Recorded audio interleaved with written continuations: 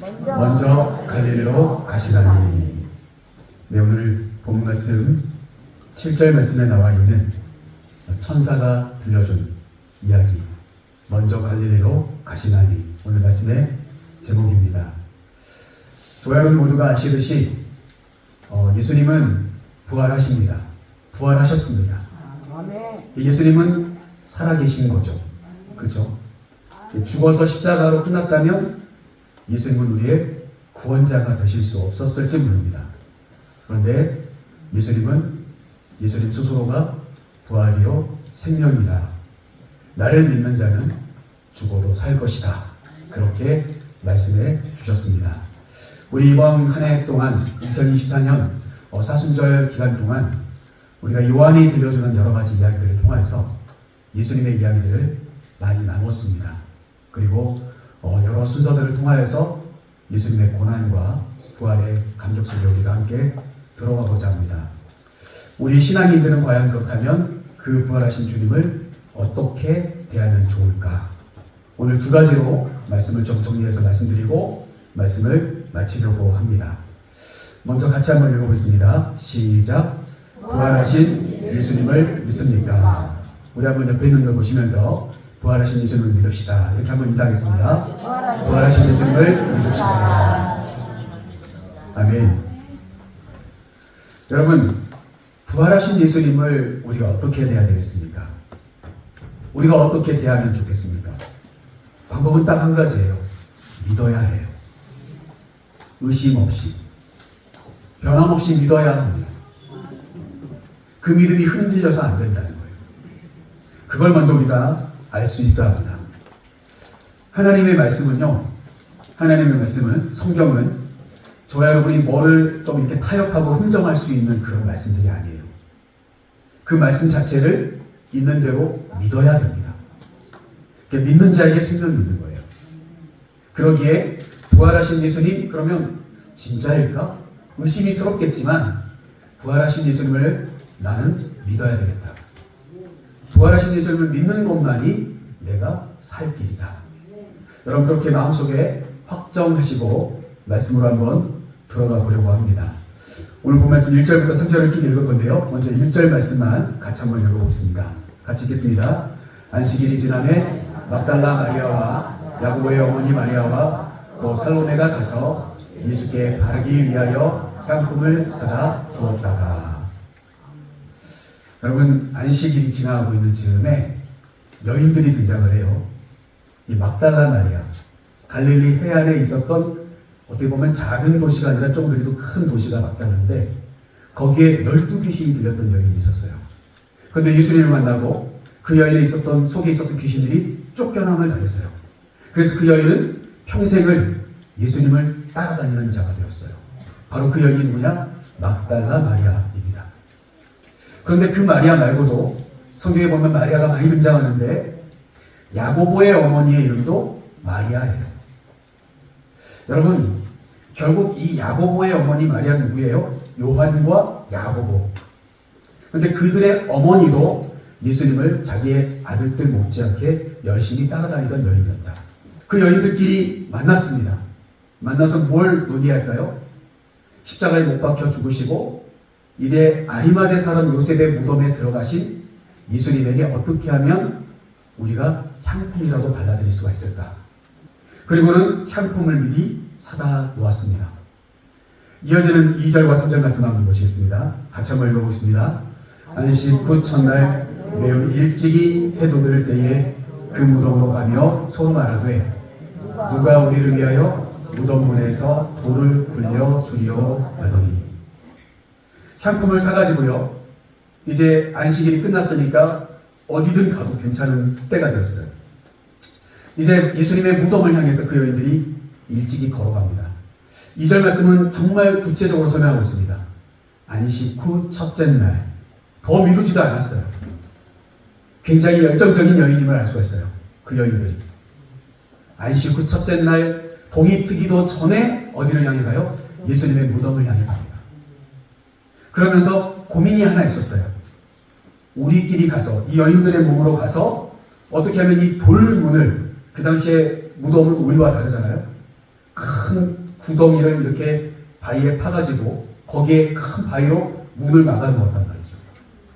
그리고 로마 병사들이 지키고 있었어요. 예수님의 무덤을. 그런 상태이기 때문에 이 여인들은 고민이 됩니다. 향품을 사서 준비해서 아침 일찍이 가고는 있지만 우리를 위해서 누군가가 그 문을 열어주어야 될 텐데, 이게 이 여인들의 고민입니다. 저는 이 말씀을 보면 볼수록 그런 마음이 듭니다. 우리에게도 이런 열정이 있었으면 좋겠다. 이런 헌신. 사람들은 예수님을 십자가에 못 박으라고 외쳤던 거잖아요. 그러면 분위기는 어떤 분위기예요? 예수 믿는다고 하면 큰일 날 분위기. 예수님이 무덤에 묻히셨는데 그 무덤에 누군가가 가겠다고 하는 것도 너도 예수 믿지? 이래서 붙잡혀갈 수 있을 것 같은 그런 안 좋은 분위기. 그럼에도 불구하고 여인들은 주저하지 않습니다. 예수님의 무덤을 찾아가려고 하는 그 발걸음을 새벽 이른 시간부터 옮겨갑니다. 여러분, 분위기는 아닌데 그것을 역행하려고 하는 거예요. 아무도 거들떠보지도 않고 도리어 비난받지 않으면 다행인 이야기. 하지 말았으면 좋을 이야기. 하지 말았으면 좋을 행동. 이 여인들의 행동은 바로 그런 행동이었어요. 그런데 어떻습니까? 그 여인들은 그걸 주저하지 않습니다. 분위기가 그렇다 할지라도 예수님을 사랑하는 그 여인들의 마음은 식어지지 않고 변함이 없습니다.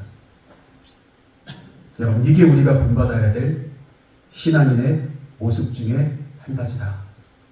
이 여인들의 모습은 바로 그 열정으로 가득 차 있었습니다. 그런데 문제가 있어요. 이 여인들은 무덤에 가고 그리고 무덤에 시체로 싸늘하게 식어 있을 예수님의 시신을 생각하며 가고 있다는 게 문제예요. 막상 갔더니 어떤 일이 벌어졌을까요? 우리 오늘 본 말씀 5절과 6절 말씀을 같이 한번 읽어보겠습니다. 같이 한번 읽어볼게요. 무덤에 들어가서 흰옷을 입은 한 청년이 우편에 앉은 것을 보고 놀라매 소년이 이르되 놀라지 말라. 너희가 십자가에 못 박히신 나사렛 예수를 찾는구나. 그가 살아나셨고 여기 계시지 아니하니라. 보라, 그를 두었던 곳이니라. 아멘. 그 여인들은 열심을 가지고 향품도 준비하고 새벽 이른 시간에 무덤을 향해서 갔지만 조금도 예수님의 부활을 믿지 않았습니다. 조금도 예수님이 부활했을 거라고 하는 생각 자체를 하지 않았다는 거예요. 그래서 어떻습니까? 오늘 6절 말씀, 정말 이 청년이라고 표현하고 있지만 청년이 아니죠. 천사예요. 흰옷 입은 천사가 그 여인들을 향해서 한 이 말 중에 제가 여러분 파란색으로 적어온 부분 다시 한번 보십시오. 너희가 십자가에 못 박힌 나사렛 예수를 찾는구나. 여러분, 이 말씀을 준비하는 데에 제 마음에 큰 울림이 왔습니다. 사랑하는 성도 여러분, 오늘 저와 여러분 부활주일을 맞이해서 교회에 오셨는데 정말 예수님의 살아 역사하심을 믿으시고 이 자리에 앉아 계십니까? 살아계신 하나님의 앞에 내가 예배하는 자로 나아가는 것이다 라고 믿어오시지 않으십니까? 아니면 그냥 주일이니까 교회 와서 앉아 계십니까? 여러분, 오늘 천사는 분명하게 그 여인들에게 이야기합니다. 너희들은 부활할 찾으신 예수님을 찾으러 온 게 아니라 십자가에 못 박히신 나사렛 예수를 찾는구나. 이렇게 이야기합니다. 죽은 예수를 찾는구나. 살아계신 예수님을 찾는 게 아니라 죽은 예수 그리스도를 찾는 거라는 거예요. 여러분, 예배를 드리러 오는 저와 여러분의 발걸음은 항상 살아계신 하나님 앞에 내가 서는 시간이다. 여러분, 그 마음이 저와 여러분의 마음속에 아예 잘 박힌 목과 같이 딱 박혀있게 되기를, 새겨져 있게 되기를 간절히 소망합니다. 저와 여러분은 살아계신 주님을 만나러 와야지 십자가에 못 박히신 나사렛 동네, 산골 동네의 예수 그리스도를 찾으러 다니는 게 아니에요. 저 여러분은 부활하신 예수님을 믿어야 되는 겁니다. 그걸 바로 오늘 이 천사의 음성을 통하여 이 여인들은, 그리고 우리는 듣게 되었다는 사실이에요. 주님이 살아계신다면 감히 내가 이렇게 행동할 수 있을까? 이렇게 말할 수 있을까? 여러분, 그게 우리의 마음에 항상 있어야 돼요. 하나님 살아계신다는데 내가 이렇게 행동해도 될까? 이렇게 말해도 될까? 그게 바로 살아계신 하나님 앞에 살아가는 사람들의 모습이에요.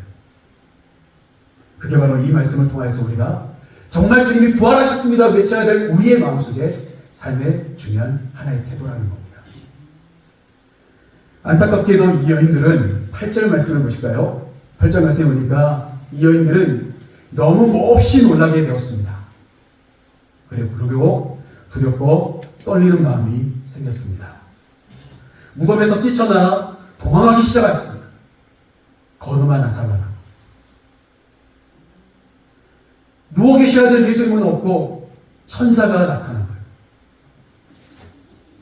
부활하셨다는 거예요. 너무나 큰 충격 속에, 무서움 속에 빠진 여인들은 아무에게도 말하지 못했다고 성경은 이야기하고 있어요. 여러분, 이게 이 여인들이 정말 열정은 있으나 감히 예수님께서 부활했을 거라고 하는 믿음이 없었다고 하는 것을 우리에게 여실히 보여주는 증명의 말씀입니다. 만약 진짜 그들이 부활하신 예수님을 믿고 있었다면, 조금이라도 믿고 있었다면, 진짜인지 부활하신 예수님을 내가 만나야 되겠다, 찾아러 가야 되겠다, 예수님 부활하셨단다, 기뻐하자, 이렇게 외쳤어야 될 텐데 이 여인들은 어때요? 다른 사람들에게 아무도 본 것에 대해서 말하지 못하고 있었다는 거예요. 여러분, 이것이 열정만 가지고서는 신앙생활을 하면 안 된다는 말씀인 것입니다. 내 기준에서는 예수님은 무덤에 누워 계셔야 되는 거예요. 절대 부활하시면 안 되는 거죠. 그런데 예수님 부활하셨다는 거예요. 그러니 내 판단과 벗어난 어떠한 것들에 대해서 두려움이 생긴 겁니다. 그래서 그 여인들은 아무것도 하지 못했다. 부활의 증인이 되어야 될 첫 무덤에 공헌한 자들이 아무것도 하지 못했다. 여러분, 이 자리에 계시는 저와 여러분이 다시금 우리의 교회를 향한 헌신도, 우리가 교회를 향한 열정도, 내가 어떻게 봉사하고 어떻게 헌신하고 있는지 여러분 돌아보시면서 내가 하는 이 헌신과 이 열정을 하나님도 감히 칭찬하실까? 여러분, 그걸 꼭 생각하시면서 저 여러분 모두가 오늘 부활하신 주님을 꼭 믿으시게 되는 저 여러분의 모습이 있게 되기를 간절히 소망합니다. 자, 두 번째, 마지막으로 우리가 부활하신 주님을 어떻게 대하면 좋을까? 우리 같이 한번 읽어보겠습니다. 시작. 살아계신 예수님과 동행하십니까? 우리 한번 옆에 있는 분 보시면서 살아계신 예수님과 동행합시다. 이렇게 한번 인사하겠습니다. 살아계신 예수님과 동행합시다. 아멘. 여러분, 부활하신 주님을 첫 번째 우리가 어떻게 해야 된다고 했죠? 믿어야 됩니다. 예수님 부활하셨어. 그럼 그 다음에 해야 될 건 뭘까요? 살아계신 주님, 그 주님과 내가 함께 동행하는 겁니다. 함께 살고, 함께 눕고, 함께 호흡하며, 주님 내 옆에 계시죠? 수시로 부르며 살아가는 거예요. 여러분, 이게 중요한 것이지 1년에 한 번 부활주일 딱 되면 부활주일 딱 해서 계란 나눠주고 같이 맛있는 거 먹고 부활의 기쁨을 누립시다, 감사함으로 누리고 끝! 그 다음부터는 맥이 쭉 빠져가지고 살아가는 그런 모습 말고요. 그 살아계신 주님과 어떻게 해요? 동행하는 거예요. 주님 살아계셨는데, 주님 살아나셨는데, 주님은 죽음을 이기고 일어나셨는데, 나도 문제가 생겨도 또 일어나리라. 주님의 손을 붙잡고 또 일어나리라. 또 승리하리라. 여러분, 그런 삶을 우리가 살아가야 되지 않겠습니까? 그래야 부활주일이 우리가 있는 거죠. 올해 남아있는 이제 오늘 3월이 마지막 날인데요. 남겨져 있는 이 시간들 속에서 저 여러분이 여러 가지 일들을 겪을 때마다 부활하신 주님, 살아계신 주님, 나와 함께 동행해 주십시오. 그 믿음으로 여러분 살아가셔야 돼요. 그러기 위해 부활절이 해마다 있는 겁니다. 다시 되짚어보고 다시 일어나기 위해서. 여러분, 예수님께서 잡히시기 전에 제자들에게 오늘 우리가 하는 것처럼 떡도 나눠주시고 잔도 나눠주시지만 예수님이 많은 말씀을 해주셨어요. 그들과 마지막 6월절 만찬을 하시면서 그 말씀을 제가 몇 구절 여러분들께 소개할까요? 마태복음 말씀인데요. 앞에 화면을 보시면 되겠습니다. 마태복음 26장 31절 32절입니다. 우리 같이 한번 읽어볼게요. 그때에 예수께서 제자들에게 이르시되 오늘 밤에 너희가 나를 다 버리리라 기록된 바 내가 목자를 치리니 양의 떼가 흩어지리라 하였느니라. 그러나 내가 살아난 후에 너희보다 먼저 갈릴리로 가리라. 오늘 말씀의 제목이 여기에도 기록되어져 있습니다. 예수님께서 붙잡혀 가시는 날 밤이죠. 마지막 제자들과 만찬을 하고 있을 때 제자들에게 들려주신 말씀이에요. 내가 오늘 밤에 내가 큰 고난을 당할 때 너희들은 다 나를 버리고 흩어지게 될 거야. 그래도 괜찮아. 나는 다시 살아날 거고 살아난 다음에 너희보다 먼저 어디로요? 갈릴리로 갈 거야. 주님이 분명 말씀하셨습니까? 안 하셨습니까? 하셨습니다. 말씀을 하셨단 말이에요. 그런데 이때 베드로가 했던 말들이 굉장히 유명한 말들이 있죠. 33절, 35절입니다. 마태복음 26장 33절, 35절. 앞에 화면을 통해서 우리 같이 한번 두 절을 같이 한번 쭉 읽어보겠습니다. 베드로가 대답하여 이르되 모두 주를 버릴지라도 나는 결코 버리지 않겠나이다. 베드로가 이르되 내가 주와 함께 죽을지언정 주를 부인하지 않겠나이다 하고 모든 제자도 그와 같이 말하니라. 아멘. 너희가 나를 다 버리고 떠나가게 될 거다. 그래도 괜찮아. 나는 다시 살아날 거야. 나는 부활할 거니까 걱정하지 마. 나는 너희들보다 먼저 갈릴리로 가 있을 거다. 그때 베드로가 했던 말이 뭐예요? 다 주님을 버릴지라도 나는 결코 주님을 버리지 않겠다고 합니다. 베드로뿐만이 아니라 다른 제자들도 입을 모아 함께 이야기합니다. 내가 주님과 함께 죽는다 할지라도 결코 주님을 모른다 하지 않을 겁니다. 이렇게 고백을 했어요. 그랬던 제자들이 여러분 안식 후 첫날 새벽 미명에 여인들이 가기 전에 먼저 무덤에 가 있었어야 되지 않을까요? 주님을 부인하지 않는다면서요. 내가 죽을지라도 주님과 함께 죽겠다고 말하잖아요. 그랬던 제자들은 어떻습니까?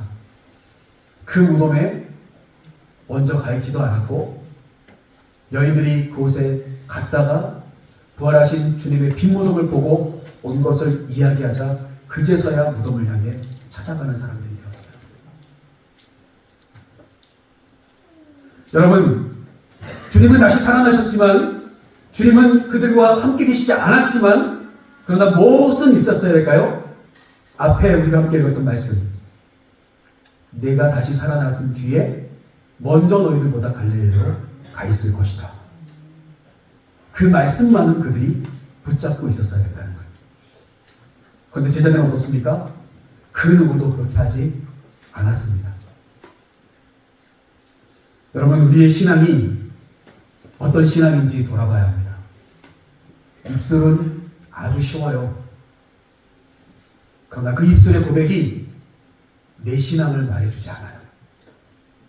내 행동을 보면 나의 신앙이 나와요. 내가 그것을 믿고 내가 의지하는 내 마음이 있을 때 내 신앙이 나오는 거예요. 제자들은 그렇게 하지 못했다는 거예요. 그래서 여러분 7절 말씀, 오늘 본문 이 마지막으로 7절 말씀 같이 한번 읽어볼게요. 같이 읽겠습니다.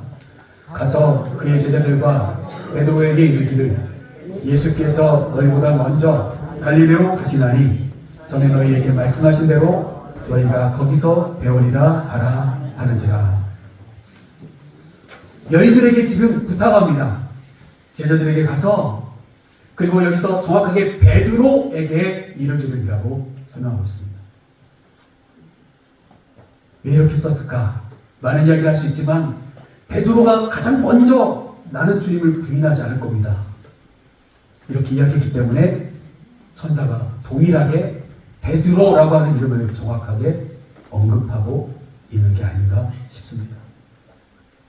분명한 것은 어떻습니까? 그때 하셨던 말씀 그대로 주님은 갈릴리로 먼저 가 계신다, 이렇게 이야기합니다. 여러분, 저는 이 말씀에서 중요한 부분이 한 가지 있다고 봅니다. 왜 갈릴리일까? 라고 하는 거예요. 여러분, 이유는 딱 한 가지입니다. 그곳에서 제자들은 살아왔기 때문입니다. 예수님 만나기 전에 그들의 삶의 터전이었고 그들의 삶의 공간이 바로 갈릴리였습니다. 부활하신 주님은 그 갈릴리를 향해 가십니다. 부활하신 주님은 저와 여러분의 삶의 장소로 먼저 가 계십니다. 교회에 오면 만나는 주님이 아니라 여러분의 삶의 터전에서 주님을 만나셔야 합니다. 부활하신 주님을 만나셔야 해요. 살아계신 주님을 여러분들 가정에서, 여러분들이 차를 타고 이동하는 공간에서, 여러분들이 누군가와 대화하는 공간 속에서 살아계신 주님을 만나고 있음을 여러분 믿고 그렇게 사셔야 합니다. 그들이 주님을 처음 만났던 첫사랑의 장소 갈릴리, 그들이 삶으로 터전을 두고 살아갔던 갈릴리, 그곳에 주님은, 부활하신 주님은 가십니다. 그들의 삶의 공간, 여러분의 삶의 가정으로, 여러분들의 삶의 터전에 부활하신 예수님은 여러분들과 함께 살아 계시기 위해, 함께 동행하기 위해 여러분과 함께 그곳에 계시고자 하는 겁니다. 여러분, 그 믿음이 있어야 합니다. 교회 오면 경건한 채 하고 다른 곳으로 벗어나면 흥청망청 살아가는 사람들이 너무 많습니다. 그러면서도 나는 그리스도인이라고 이야기하고 나는 교회의 집사요, 권사요, 장로라고 이야기합니다. 목사라고 이야기합니다. 부끄러운 것입니다.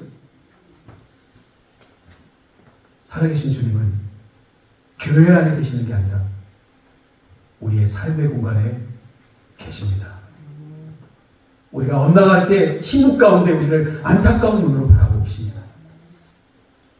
우리가 돌이키기를 기다리고 계시는 겁니다. 주님은 갈릴리로 가십니다. 말씀 마칩니다. 사랑하는 성도 여러분, 저와 여러분이 사순절과 부활주의를 맞이해서 느껴야 될 마음은 내가 언제 예수님을 만났던가, 나는 언제 예수님에 대한 이야기를 들었던가, 그 자리를 여러분 다시 한번 돌이켜보시면서 저 여러분 모두가 첫사랑이 회복되어지고 무엇보다 부활하신 주님을 내가 믿는다면 그 부활하신 살아계신 주님은 나의 삶의 공간에 나와 함께 동행하시기 위해 늘 나와 함께 계시는 분이라는 것을 믿는 믿음으로 부활의 삶으로 살아가시는 저 여러분의 복된 삶이 계속해서 이어지시기를 주님의 이름으로 간절히 축복드립니다.